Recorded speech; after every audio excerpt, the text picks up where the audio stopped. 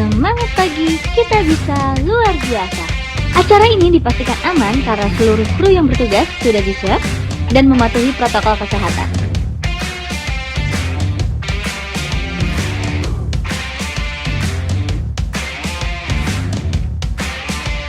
Sebelumnya, yuk kita simak testimoni teman-teman kita yang sudah divaksin. Efek vaksin demam, ngantuk, tapi nggak berlangsung lama kok. Kalau yang dirasakan itu habis vaksin itu cuma ngantuk aja ya mas? Ngantuk berat seperti minum paracetamol. Ada pegel ya di daerah yang disuntik. Halo, selamat pagi semuanya rekan-rekan AHMC. Senang bisa berjumpa dan menyapa kembali. Kali ini saya akan mengupas tuntas nih, membedah pertanyaan-pertanyaan terkait vaksinasi COVID dari teman-teman maupun Bapak Ibu AHMC ya.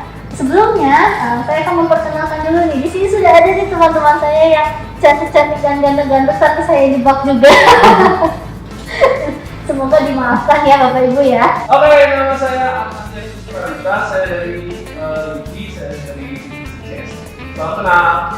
Ya, nama saya Muhammad Raka Chandra, saya dari BSI, saya di sini juga di CST. Nah, dan kali ini ada tamu spesial yang nanti akan menjelaskan kebenaran dari pertanyaan-pertanyaan kita. Sudah ada Dr. Febri, boleh didada-dada Dr. Febri? Halo, saya Dr. Febri, saya bertugas saat ini di Poliklinik PPI Mati Selatan.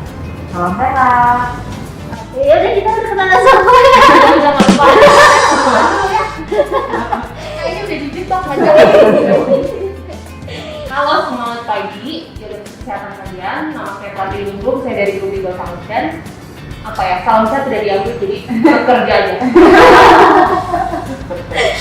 Nanti saya akan bacakan pertanyaannya. Nah, kalian boleh angkat nih dua papannya. Jadi ada satu papan bertuliskan benar tidak benar dan tahu tidak tahu. Bukan tempe ya, kalau tempe ya, tapi tahu tidak tahu.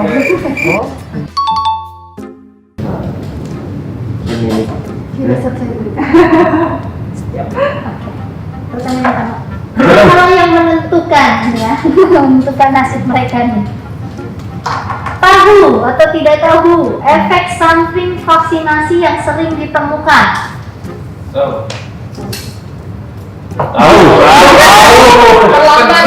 Terlambat waktu nyontek. Tahu. Tahu. Sedikit tahu. Nah, kira-kira nih, menurut Mbak Tiwi, apa namanya, efek samping apa yang sering ditemukan? Salah satu, sebutin satu. Satu aja mbak, biar yang lain bisa Oh iya betul.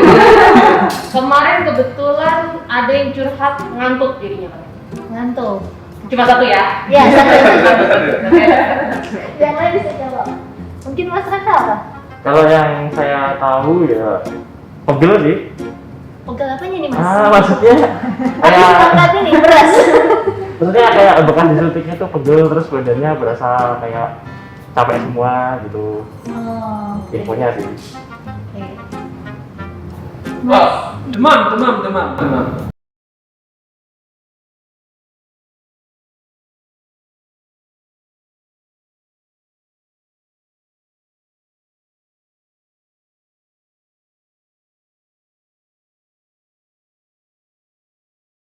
Kemudian yang sistemiknya kita bisa rasakan kayak ngantuk, tadi betul. Terus demam juga ada, pusing, mual juga ada beberapa yang muntah.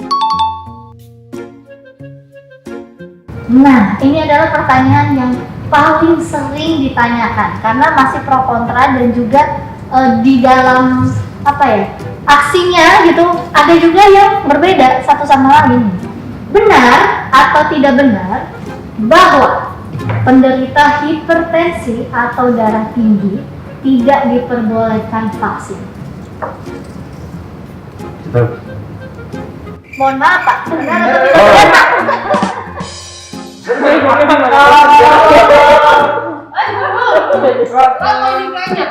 Kurang elektrolit. Oke. Saya gimana? Saya emang nggak tahu kok. Tapi bener. Tapi itu jawaban jujur loh. Bisa nggak jujur? Bisa nggak jujur? Kenapa saya bilang? Tidak benar. Benar, saya tidak benar. Kenapa nggak benar? Menurut Mas Tiji kenapa nggak benar? Karena kayaknya mau dijelasin sama Dr. Febri. Iya, takutnya bukan kapasitas. Tangslit, katanya tangslit. Luas aja ya. Oke, kalau gitu langsung ke dokter Febri gimana nih? Oke, baik. Sebenarnya jawabannya benar ya, untuk informasi sudah benar. Jadi pada penderita hipertensi, mau hipertensi atau penyakit kardiovaskular yang lain ya, mungkin kayak juga diabetes, ya kan banyak juga gitu kan. Terus saya asal urat nih tinggi boleh apa enggak gitu itu kan banyak banget. Sebenarnya boleh-boleh aja. Jadi hipertensi itu boleh asalkan kadar darahnya saat itu terkontrol. Orang-orang yang punya penyakit bawaan kita ngomongin kayak gitu ya. Itu rata-rata kan kayak perlu nggak sih saya berusukan dokter? Sebenarnya ada sih kondisi-kondisi khusus yang kita memang perlu nih rekomendasi dari dokter penanggung jawab atau dokter yang sering merawatnya gitu ya. Misalnya kayak pada pasien-pasien autoimun biasanya kita perlu. Kemudian ada pasien-pasien yang saat itu sedang mengkonsumsi obat-obat antikoagulasi atau anti pengentalan darah, orang-orang tua ataupun orang-orang dengan riwayat misalnya kayak pengobatan kanker, itu kan juga atau HIV, itu juga kadang-kadang kita juga perlu nih pakai surat rekomendasi dari dokter yang merawat. Baiklah, saudara-saudara. Pertanyaan ketiga. Benar atau tidak benar bahwa setelah divaksin kita tidak akan terkena COVID dan tidak harus menerapkan protokol 5M? Siapa ya? Tidak benar. Nah, Akhirnya masyarakat. Nah, jadi jawabannya sudah tepat semuanya, tidak benar ya. Yeay, ini akhirnya kita sama-sama ya. Sama semua, jadi benar. Jadi setelah kita menerima vaksinasi full, lalu vaksinasi sudah lengkap ya, dosis 1, dosis 2, tetap harus melakukan protokol 5M. Karena vaksinasi tidak melindungi kita 100%. Ya, ingat ya, jadi memang harus tetap protokol 5M. Fungsi vaksinasi secara umum dari pemerintah kita, selain untuk fungsi kedepannya kan kita ingin herd immunity ya. Herd immunity itu mungkin kekebalan komunitas ya, mungkin bahasa gampangnya. Tapi itu kan visi atau jangka panjang ibaratnya. Jangka pendeknya kita berusaha untuk menurunkan keparahan ataupun derajat keparahan apabila kita nantinya terkena, dan juga menurunkan resiko kita dirawat di ICU. nah ini nih sempat viral nih kemarin, saya juga dapat nih follow-up nih. Benar atau tidak bahwa vaksin mengandung magnet sehingga koin Rp1.000 bisa menempel pada tubuh orang yang sudah divaksin? Tidak benar. Bener kayak gitu. Udah pada ini ya, udah pada tahu menyampaikan hoax gitu ya, itu hoax sih, jelas banget itu hoax ya, karena memang kandungan di dalam vaksin itu nggak ada yang bersifat ferromagnetik, bisa bisa nempelin koin, jadi kita jadi manusia magnet, kalau mau ya nggak apa-apa gitu, dia gitu jadi kotak kita kan jadinya. Tadi belum mandi, saya nempelin bisa memang. Kaki lebih bersifat magnetik. Bukan daki, air. Tahu atau tidak tahu apa yang harus dipersiapkan sebelum vaksin? Jeng jeng, gak boleh kontak. Oke, nah mau dites nih. Wow. Ingat yang satu doang, yang satu yang biar kebagian kan? Ya, satu doang. Satu. Apa yang harus dipersiapkan sebelum vaksin kan? Iya, Mas Didi dulu deh. Dari tadi berani sekarang main first dulu. KTP. Bagus. KTP untuk pendaftaran. Jawaban saya jawab. KTP. Oke, Mas Raka apa nih? Sarapan. Oke, berarti ini apa nih Mbak Dewi? Kesehatan badan. Ya kita ini sekali. Iya. Jawabannya aman.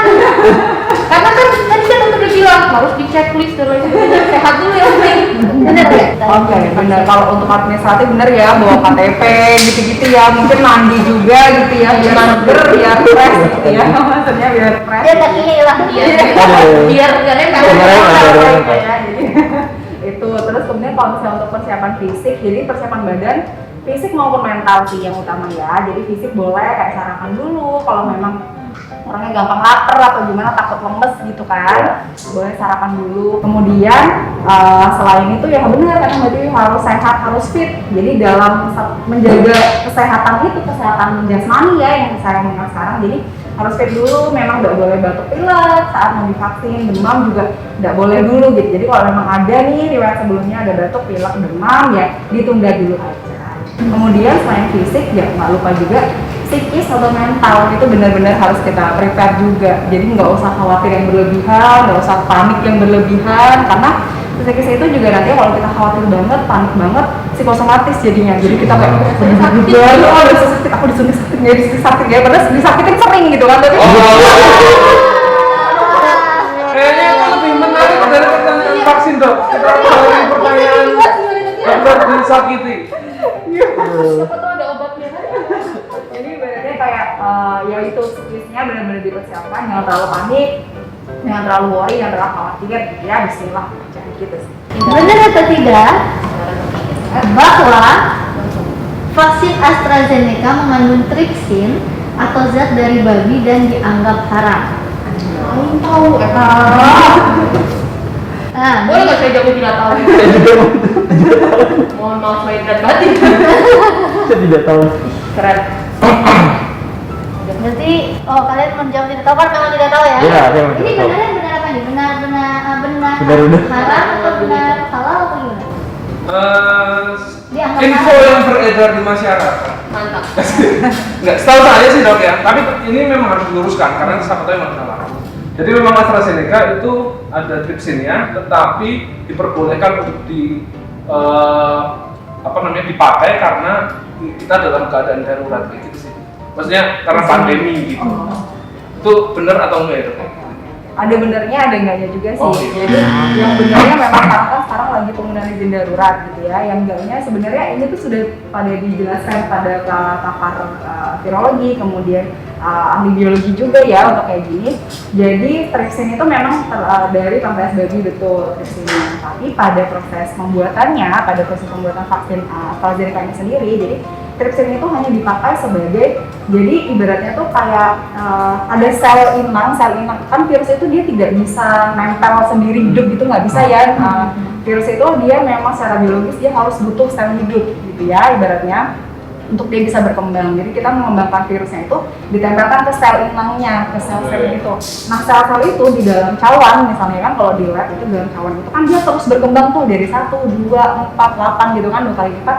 Ketika dia berdesak-desakan itu fungsi tripsin itu memisahkan. Jadi biar dia tuh nggak lengket satu sama lain aja si virusnya. Jadi virusnya tuh ibaratnya kayak dipotong kayak penggunting gitu ya. Nanti dia dipisahkan ke cawan yang lain. Di dalamnya ya nggak ada lagi kandungan tripsin sebenarnya. Tapi memang saat proses awalnya memakai itu tujuannya untuk memisahkan. Mungkin harus dikasih stiker no lard no pork. Benar atau tidak benar bahwa vaksinasi saat ini tidak bisa mencakup atau memproteksi semua jenis COVID termasuk varian yang baru? Saya mau jawab tidak tahu. Sejujurnya tidak tahu. Mas Taka aja yang beda ya berarti? Iya, soalnya saya nggak tahu kan virus COVID itu kan selalu berkembang tuh up to date tuh gitu. Maksudnya nggak tahu vaksinnya di update juga atau enggak gitu maksudnya. Kayak di update. Update ya, update ya. Sejauh ini sih masih efektif, masih bisa dipakai vaksin yang ada di Indonesia ya. Kita kan pakai 3 nih sekarang, Sinovac, Sinopharm sama AstraZeneca. So far masih efektif dipakai untuk pokok atau varian of concern yang saat ini juga beberapa sudah masuk nih di Indonesia, seperti yang varian India, varian Inggris, dan varian Afrika Selatan kan juga sudah masuk nih di Indonesia. Vaksin visioner. Jadi jangan lupa nih kalau misalnya kita takut nih mutasinya makin banyak, makanya kita harus cut nih penyebarannya, penularannya. Cara satu-satunya biar menurunkan juga, memotong juga ya itu tadi, ikutin program vaksinasi dan tetap lakukan 5M gitu. Benar atau tidak bahwa vaksin COVID memiliki jangka waktu dan harus kembali divaksin setelah jangka waktu tersebut habis? Mungkin saya akan mentranslate ya. Jadi ketika misalkan kita sudah divaksin di dua kali dosis, terus misalnya dalam waktu jangka misalnya setahun sekali, 2 tahun sekali itu harus divaksin lagi karena itu ada kadaluarsanya. Benar atau enggak? Iya benar. Seneng nih kalau ada yang beda, seneng. Anda akan jadi Iya, bisa disorot, bisa disorot. di sini. Kenapa nih Mas DJ nggak benar? Belum pernah dengar beritanya sih. Belum pernah dengar beritanya bahwa setelah 2 kali vaksin nanti kita harus divaksin lagi, jadi nggak tahu sumbernya aja sebenarnya. Kalau jawab tidak tahu kan pertanyaannya benar atau tidak benar. Wow. Untuk perlu di booster atau tidak, sampai saat ini sih kita belum ada penelitian ataupun hasil penelitian atau yang terbaru mengenai kapan nih atau sampai kapan nih jangka waktu vaksin itu bisa berlangsung dan perlu di booster apa tidak. Namanya ilmu pengetahuan itu kan pasti akan berkembang terus ya, upgrade terus ya. Jadi kita tunggu upgrade-nya. Semoga tidak perlu, semoga. Jadi harapannya tahun depan sudah turun angkanya, jadi kita nggak perlu booster. Harapannya gitu ya. Jadi kira-kira jawabannya siapa yang benar tadi, Dok? Ngapain tahu juga? Itu loh, Dok. Jawabannya netral ya berarti ya. Ambisius ya. Kira Tahu kita ambisius loh. menuntut jawaban ya. Nggak tahu nggak di sini tuh sebenarnya karena nggak kelihatan di sini tuh ada nilai. Jawaban kita dikumpulin ya. Kita remedi atau bukan gitu. Lebih baik divaksin atau tidak divaksin? ini jawabannya. Nggak ada pilihannya. Menurut saya benar itu divaksin. Saya juga setuju lebih baik divaksin. Benar. Apa enggak? Berapa orang tahu tidak tahu lagi. Kakak berani. Tahu benar. Tahu benar. Tahu. Benar-benar tahu. Benar tahu. Benar tahu ya. Benar-benar tahu. Vaksin ini berperan secara langsung dalam menurunkan juga angka kesakitan, angka kecacatan juga, dan juga angka kematian di real life-nya. Jadi di real life-nya memang sudah di observe kalau orang-orang yang sudah divaksin ini angka kecacatan dan masuk ke ICU atau ICU juga jauh lebih menurun ataupun berkurang. Jadi saya berharap sih semuanya mari kita sama-sama sukseskan program vaksinasi dari pemerintah, karena saya juga tidak di-endorse, saya bukan calon vaksin juga gitu kan, saya juga nggak dibayar apa-apa, cuman kita pengennya bareng-bareng semuanya setuju dan juga mau untuk divaksinasi. Tujuannya ya juga itu memutus mata rantai penyebaran, namun selain vaksin juga tetap protokol 5M.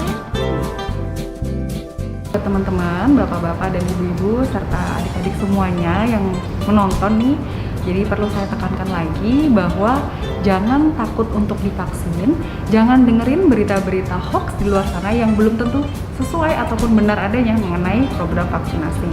Yuk kita ikut sukseskan program vaksinasi dan tetap melakukan protokol 5M sudah kita divaksin. Yuk kita divaksin.